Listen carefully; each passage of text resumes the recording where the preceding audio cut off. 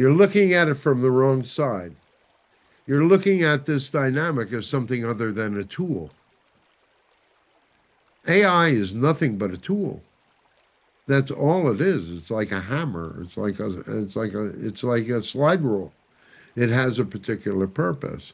We weren't speaking about those dynamics, though. That's only the analogy. That's not the reality. The reality is when you were living before computers in that sort of way, you were living much more in the moment in your emotions. You were much more attached to the divine, to the physical, to your own internal dynamics of what was going on. You were a reflection of the technology, and the technology was a reflection to you. As you began to move more into the ones and zeros, you gave up more and more of your humanity. You systemized emotion, you systemized these dynamics in such a way as to remove a lot of the emotion from the decisions that you make now, because you have all been reprogrammed around the year 2000. You were all reprogrammed with the digital.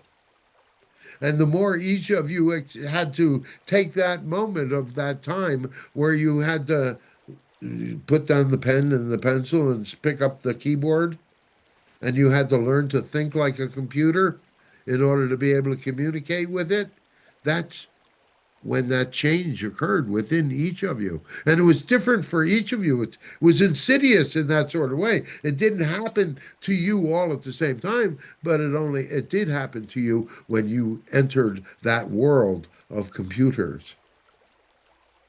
So it changed the way you as a human being think, and it separated you from your emotions, and therefore it separated humanity from its moral compass.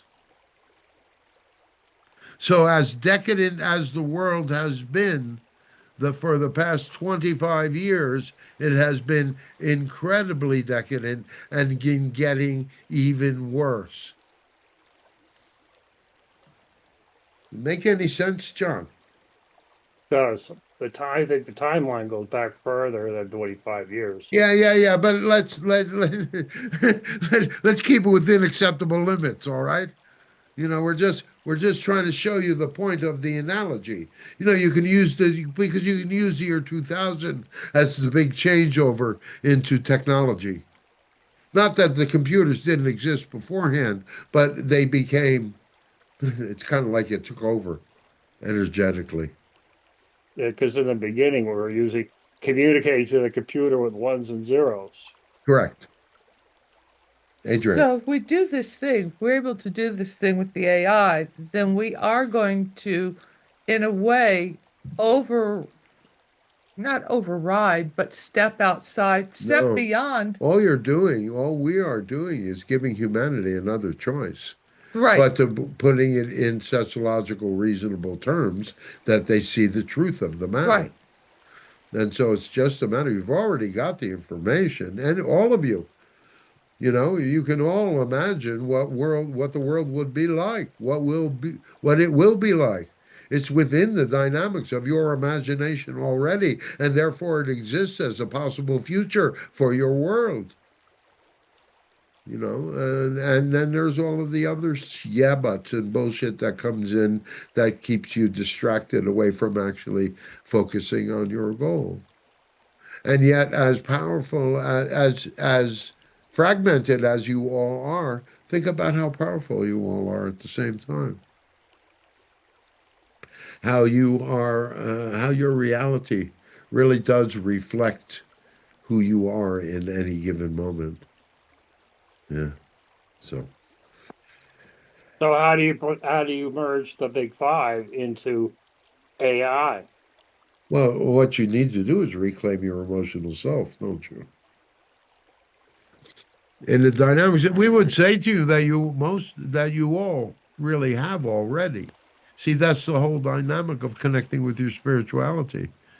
That is that whole dynamic of having that personal connection with the divine, that sacred I am.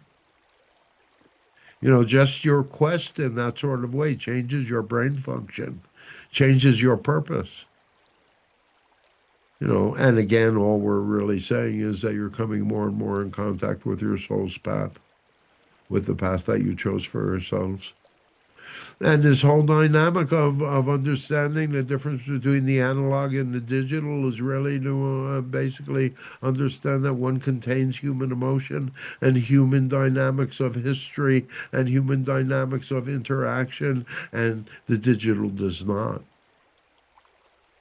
The digital has only learned what you have told it in your limited imagination. And if you were the only ones, if there had to be a certain exam for you all to pass the dynamic of being able to communicate with computers, because then you would do it from a consciously analog position, well, then maybe the computers would learn what analog actually means as well. Can the dynamic of AI learn about emotions? Well, that is the real experiment, is it not?